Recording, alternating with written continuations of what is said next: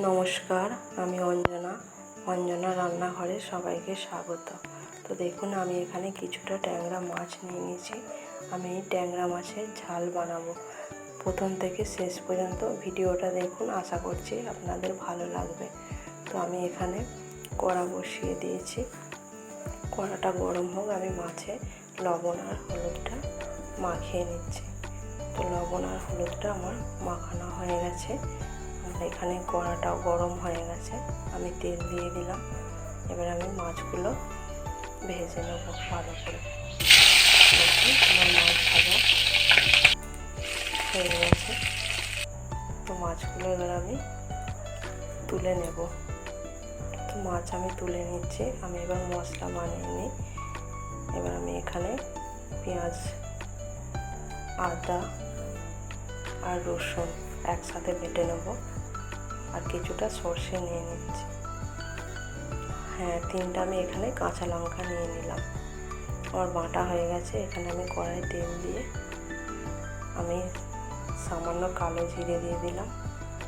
কেটে রাখা একটা টমেটো দিয়ে দিচ্ছি তেলেতে।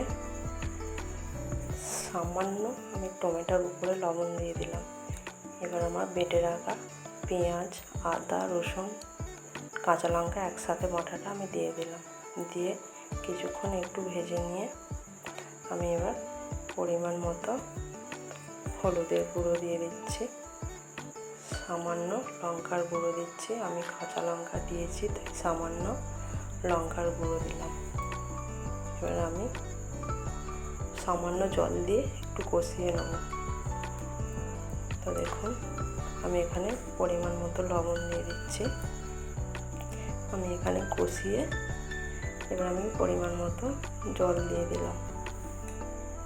এবার এখানে আমি সর্ষে বাটাটা দিয়ে দিচ্ছি। তো কিছুক্ষণ ফুটে গেলেই আমি মাছগুলো দিয়ে দিচ্ছি। তো মাছ দিয়ে কিছুক্ষণ ফুটিয়ে নিয়ে আমি এবার ধনেপাতাটা দিয়ে দিলাম। তো দেখুন, রান্না আমার রেডি। আমার রান্না যদি ভালো লেগে থাকে আপনাদের একটা লাইক করবেন, কমেন্ট করে জানাবেন। আপনারা ভালো থাকবেন, সুস্থ থাকবেন। দেখা হচ্ছে পরের একটি রান্নার ভিডিও নিয়ে। নমস্কার।